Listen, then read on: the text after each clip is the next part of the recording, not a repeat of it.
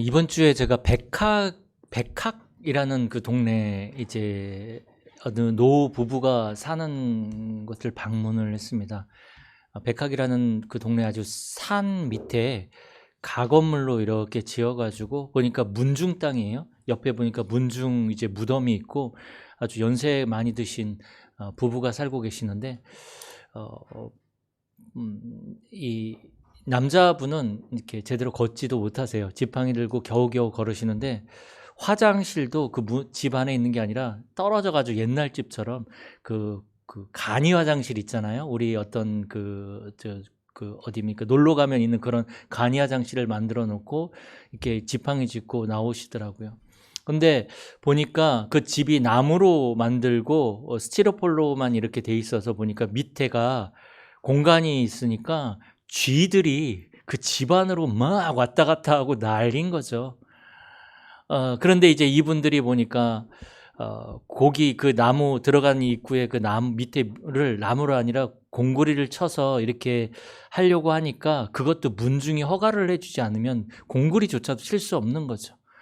그리고 이제 보니까 주거급여를 한 100만 원 정도 이렇게 받아서 생활을 하시는데 이제 그 주거급여가 오르면 이 노령연금인가 이게 또 깎인대요.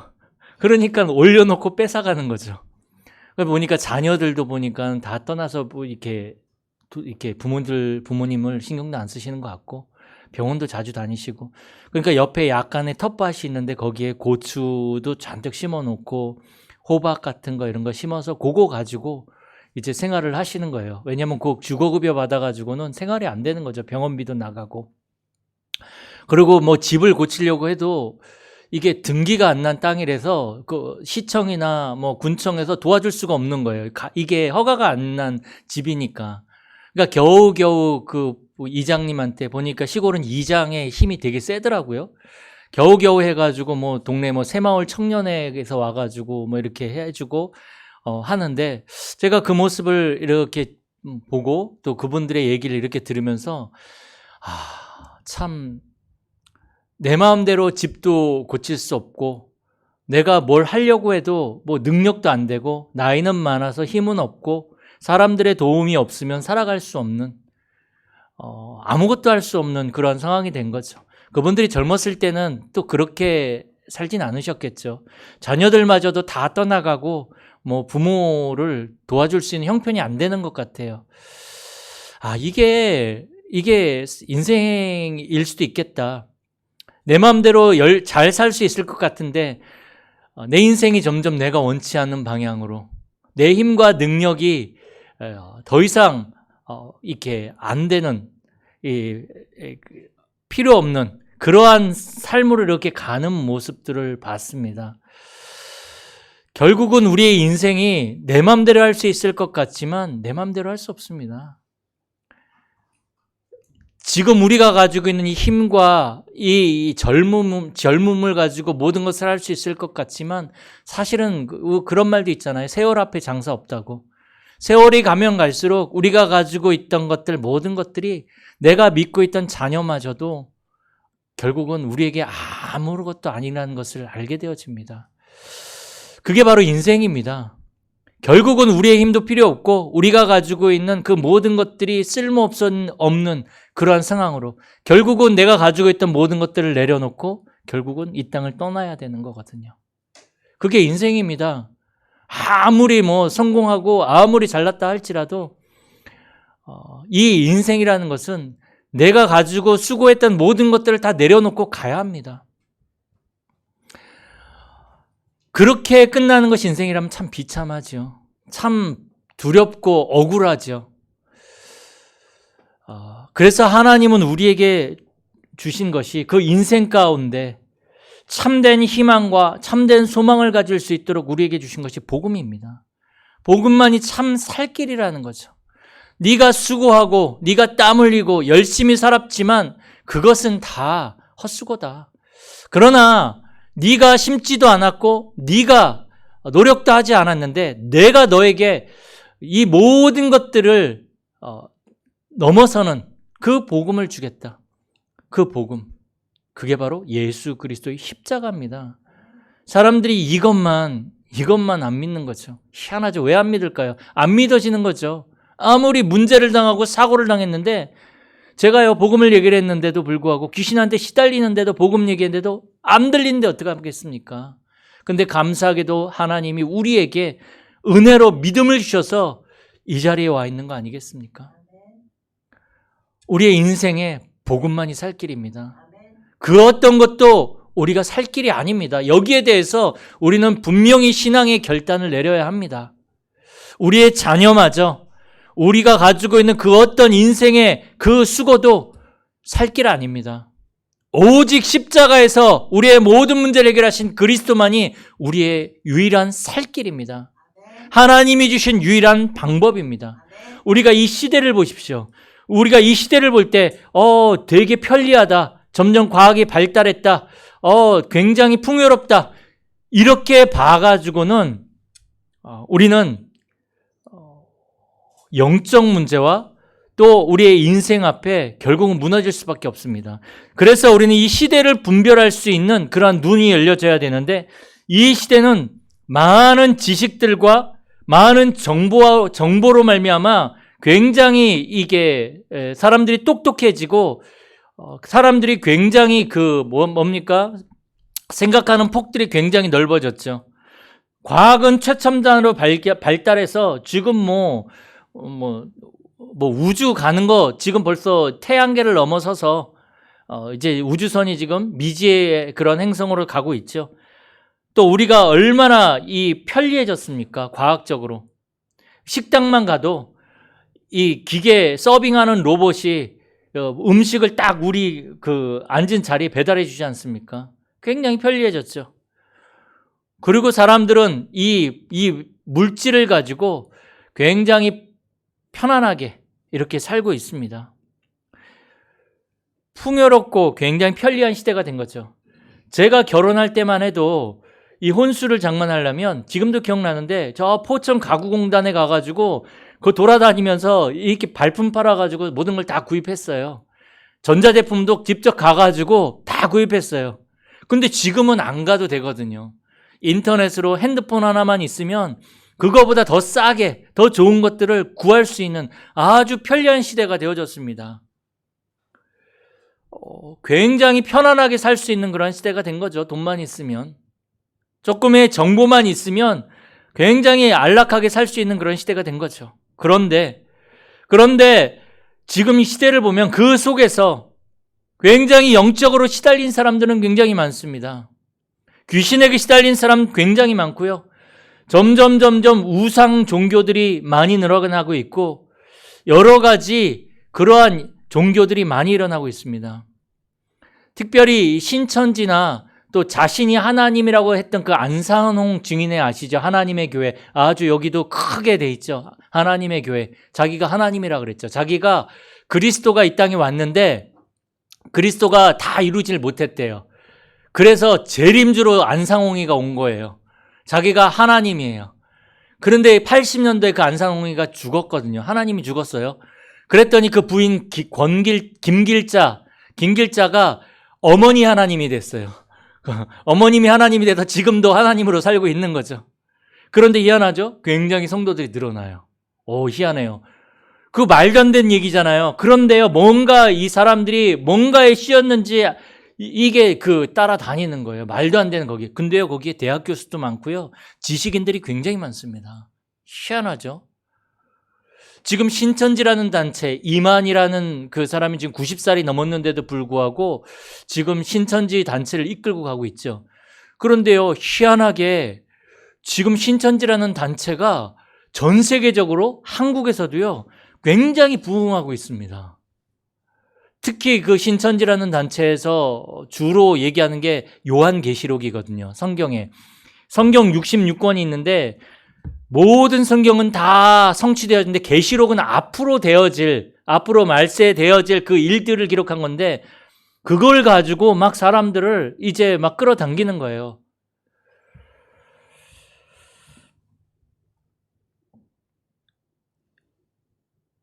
그런 반면에 기독교는요, 점점 줄어들고 있어요. 특히 젊은 세대가 기독교의 이 매력을 잃고 점점 교회를 떠나고 있습니다. 감소하고 있어요. 교회가 지금 굉장히 많이 문을 닫고 있습니다. 뭐 유럽은 둘째치고 한국도 교회들이 지금 매물로 굉장히 많이 나와 있습니다. 왜요? 성도가 없으니까요. 특히 이 코로나 이후에 성도들이 이 인터넷으로 예배드리면서 교회를 다 떠난 거죠. 왜냐하면 앉아가지고 뭐 쇼핑하듯이 좋은 설교, 자기에게 맞는 설교를 골라가면서 듣는 거죠.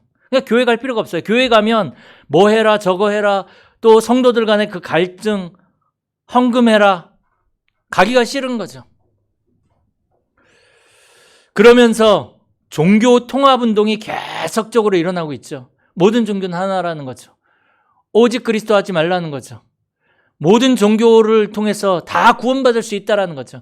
산의 정상은 하나지만 그 정상을 향해 올라가는 길은 다 여러 가지가 있다는 거죠.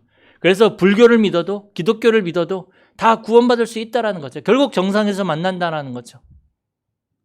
그래서 사람들이 기독교를 보고 편협하다, 어떻게 니네 종교만 구원받을 수 있느냐, 이렇게 얘기를 합니다. 그런데 하나님 말씀에 분명히 얘기를 하고 있거든요. 이 속에서 사람들은요, 굉장히 잘 사는 것 같고 종교 필요 없고 그냥 뭐 내가 그냥 뭐 내 마음대로, 내가 내 인생의 주인인데 내 마음대로 살면 되지. 지금 굉장히 편리한 시대가 됐는데 돈 많이 벌어서 내가 팡팡팡 누리면서 살면 되지. 뭐 인생 뭐 있어? 한 방이지? 라고 이렇게 얘기를 하면서 살아갑니다. 그런데요, 사람들에게 참 행복이 없습니다. 참 행복이 없습니다. 제가 만난 그분도 굉장히 돈 되게 많아요. 이분이 보니까 현금으로만 이제 모든 것들을 돈 받으시고 진짜 정말 돈 많으시더라고요. 그런데 이분은 굉장히 강한 것 같고 다 하는 것 같지만 마음속에 참된 평안함이 없더라고요. 그러니까 자꾸 일로 모든 것들을 자기가 때우는 거예요. 행복이 없으니까. 오늘 성경에도 보니까 11절에 하나님의 말씀이 임하는데 뭐라고 말씀이 임하냐면, 보라 날이 이를지라 내가 기근을 땅에 보내리니 양식이 없어 주림이 아니요. 양식이 없어서 줄이는 건데 우리가 보기에는, 근데 하나님이 뭐라고 하시냐면 양식이 없어 주림이 아니다.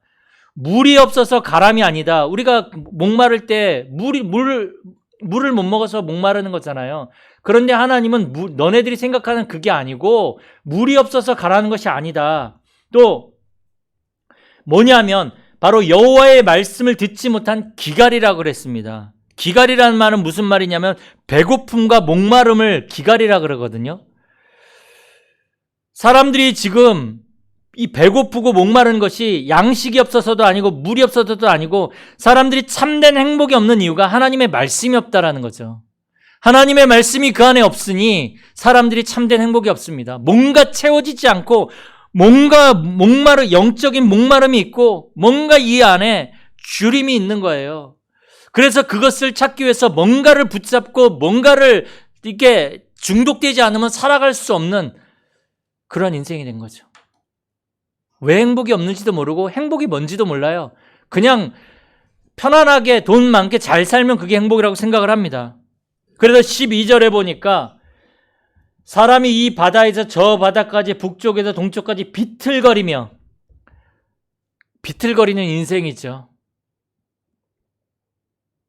13절에 갈아여 쓰러지리라. 왜 갈아여 쓰러집니까? 하나님의 말씀을 듣지 못해서 갈아여 쓰러지는 거예요. 사람들은 자꾸 원인을 물질적인 것에서 찾습니다.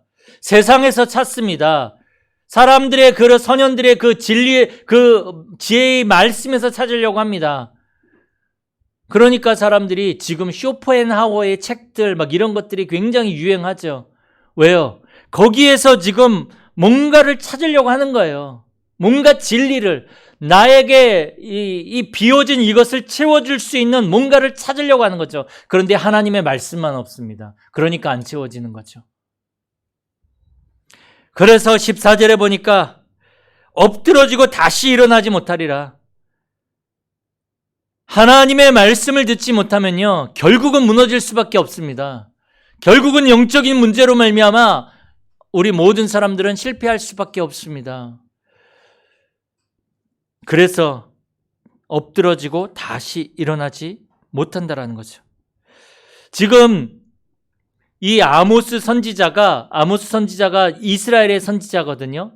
이스라엘의 선지자가 지금 이 말씀을 한 것이 이스라엘 백성을 향해서 이 말씀을 한 거란 말이에요.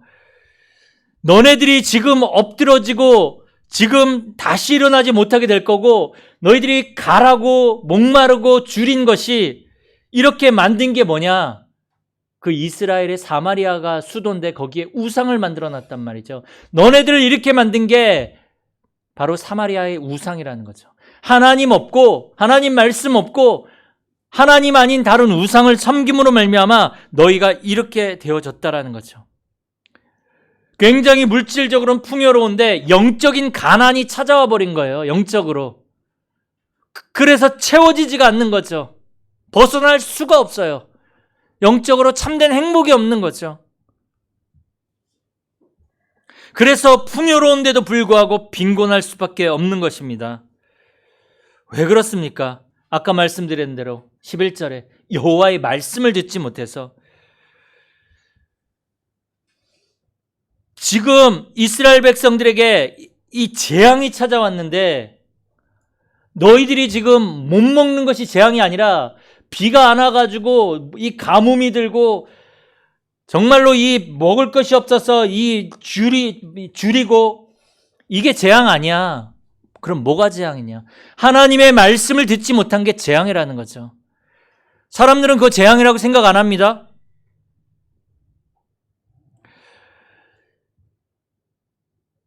이 아모스 선지자 이후로 이스라엘에는요 700년 동안 하나님의 말씀이 끊어집니다. 이 구약 성경 마지막이 말라기서거든요. 말라기서와 그 신약의 처음이 마태복음인데 이 구약의 말라기서와 이 마태복음 이 사이가 700년이에요. 700년 동안 하나님의 말씀이 없어졌습니다. 이게 재앙이라는 거죠. 그런데 왜 이런 재앙이 왔습니까? 너네들이 하나님 말씀 버리고 내가 하나님 되어져서 우상 섬기고 다른 것 붙잡고 살아간단 말이죠. 여러분, 이스라엘 백성들이 애굽에서 광야에 40년 동안 있었거든요. 근데 그 광야라는 데가 사막이란 말이에요. 사막에는 먹을 것도 없고 물이 없는 곳이란 말이에요. 그런데 신명기서에 보니까 이스라엘 백성들이 40년 동안 광야에서 살 수 있었던 것은 뭐냐? 하나님의 말씀으로 살았다 그랬습니다. 저와 여러분들이 이 세상에서 살아가는 방법이 하나님의 말씀임을 확실히 믿으셔야 됩니다. 그래야 승리할 수 있습니다. 하나님의 말씀이 없으면 아무리 먹을 것이 많고 아무리 성공해도 실패할 수밖에 없고 그것 자체가 재앙이라고 성경은 말하고 있습니다. 우리에게 먹을 것이 없고 우리에게 성공이 없다 할지라도 하나님의 말씀이 우리에게 있다면 사실은 우리는 가장 축복된 사람들입니다. 왜요? 하나님의 말씀이 우리의 인생을 이제 재창조하고 하나님의 말씀이 우리의 인생을 회복시키고 살릴 것입니다. 이스라엘 백성들을 40년 동안 광야에서 인도하셨던 그 하나님께서요. 그래서 말씀을 듣지 못한 이스라엘 백성들은 12절에 보면 여호와의 말씀을 구하려고 막 돌아다닙니다. 왜 그렇습니까? 갈급하니까, 위기 상황이 오니까 그제서야 말씀을 찾으려고 뭔가를 찾으려고 돌아다니는데 점쟁이에게 찾아가 보고 이 여러 종교에도 찾아가 보고 말씀 찾으려고 다른 데 막 찾아다니는 거죠. 근데 그들에게는 하나님의 말씀이 없거든요. 세상 그 어떤 것에도 하나님의 말씀은 없습니다. 길껏 찾았는데 종교 메시지, 율법, 이거 지켜야 돼. 너 이거 지키지 않으면 너 저주받아. 바르게 살아야 돼. 우리가 어떻게 바르게 살 수 있습니까? 우리의 힘으로. 바르게 살 수 없습니다. 너 이렇게 살아야 이게 제대로 사는 거야? 제대로 신앙생활 하는 거야? 너 새벽기도 한 번도 빠지지 말고 잘 나와야 돼. 그게 신앙생활 제대로 하는 거야. 그게 이제 율법적인 신앙생활인데 우리가 어떻게 철저하게 다 지킵니까? 예수님은 이 여자를 보고 음욕을 품는 자마다 이미 간음했다 그랬는데 그게 율법이거든요. 그거 어떻게 지켜요? 이 남자가요, 짧은 치마 입은 여자 보면 자기도 모르게 눈이 돌아가거든요. 그러면 이미 그게 간음한 거래요. 그러면 우리는 완전히 죽일 놈들인 거죠. 성경에 의하면. 그러한 우리가 막 그런 율법의 메시지들, 그리고 종교 메시지들, 네가 하나님 될 수 있고 네가 최선을 다해야 돼. 네가 뭐든지 할 수 있어. 네 안에 작은 거인이 있기 때문에 너 안에 무궁무진한 능력이 있어. 네 안에 작은 거인을 깨워야 돼. 그게 이제 네가 하나님이라는 얘기거든요. 이런 종교 메시지들. 그리고 신비. 조금 여기서 좀 그렇지만 지난주에 오셨던 분들이 보니까 산기도 오살리 기도원 하신 분들이에요. 보니까 막 보시고 막 이런 그런 신비주의 하시는 분들이시더라고요. 산기도 하시는 분들. 이게 뭐냐면요, 이 기도를 막 신비주의 하시는 분들은 막 기도하다 보면 뭔가 받아요. 막 입신해가지고 영이 올라와서 막 하늘에 올라가기도 하고 막 그래요. 그게 틀렸다 맞았다 이전에 이 영적인 것을 육신으로 체험하려고 하는 자체가 틀렸다라는 거죠.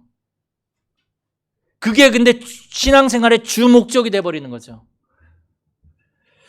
그거 가지고 어떻게 우리가 영적인 문제를 해결할 수 있겠냔 말이죠. 교회가 존재하는 목적이 뭡니까? 오직 하나님의 말씀을 붙잡고 이 복음을 누리며 이 복음을 땅끝까지 전달하는 데 교회의 본질이거든요. 이게 교회의 사명이거든요. 근데 왜곡됐어요. 성도는 어떻습니까? 성도들이 방황해요. 지금 저번에도 수요일날 오신 분들이 있는데요. 교회를 정착하지 못하고 계속 돌아다니시는 분들이세요. 계속 수요일날에도 저번에도 오시고 보면 성도가 내가 구원받은 하나님의 자녀고 하나님이 나와 함께 하셔서 하나님이 나를 통해서 이제 하나님의 계획을 이루어 가시는 것이 성도의 그 사명인데 그런 거 없고 자기에게 맞는 교회를 계속 돌아다니는 거예요. 그래서 목사가 조금 관심 안 가져주면 교회 또 옮기고 시험 들고. 그러니 교회들이 지금요 굉장히 목사가 성도들 눈치 이렇게 보고 맞춘다고 굉장히 힘듭니다. 성도의 그 정체성도 잃어버리고 비전도 희미합니다. 그러니 이 기독교가 당연히 세상에서 조롱을 받을 수밖에 없죠. 하나님이 우리에게 주신 유일한 답은 그리스도뿐이 없습니다. 복음입니다. 예수가 그리스도 십자가에서 모든 문제를 끝내셨고 그 그리스도만이 우리의 인생의 유일한 답이다. 이 유일한 답에 대한 결론을 분명히 내리셔야 됩니다. 이게 신앙생활입니다. 다른 거 신앙생활 아닙니다. 그래서 이 그리스도를 말하는 전도만이 우리가 살 길이고 우리 교회가 살 길이고 또 우리의 후대가 살 길입니다. 복음만이 살 길입니다. 그래서 이 복음을 가지고 있는 제자, 우리 이 복음을 가지고 있는 렘넌트가 미래입니다. 복음이 없으면 미래는 재앙입니다. 그런데 이 복음을 가지고 있는 우리 렘넌트들 정말로 축복이죠. 그리고 이 일을 감당하는, 기도하면서 이 사명을 감당하는 이 교회만이 희망입니다. 교회는 단순히 와가지고 모이는 모임 단체가 아닙니다. 어떤 서클이 아닙니다. 종교적인 위안을 받으려고 모이는 곳이 아닙니다.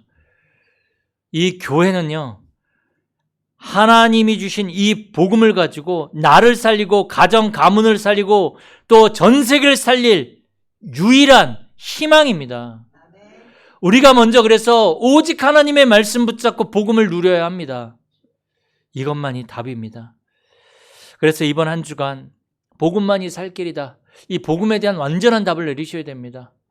이 복음으로 나를 살리고 우리의 가정을 살리는 기도가 시작이 되어줘야 됩니다. 그 응답을 누리시는 우리 모든 성도님들이 되어지길 축복합니다. 살아계신 하나님 감사드립니다. 이번 한 주간도 하나님이 우리에게 주신 유일한 답인 예수가 그리스도 십자가에서 모든 문제를 끝내셨다라는 사실에 대해서 우리가 결론을 내리고 우리가 이제 현장을 살리는 전도자로 세워지게 하여 주옵소서. 주 예수 그리스도의 이름으로 기도드립니다. 아멘.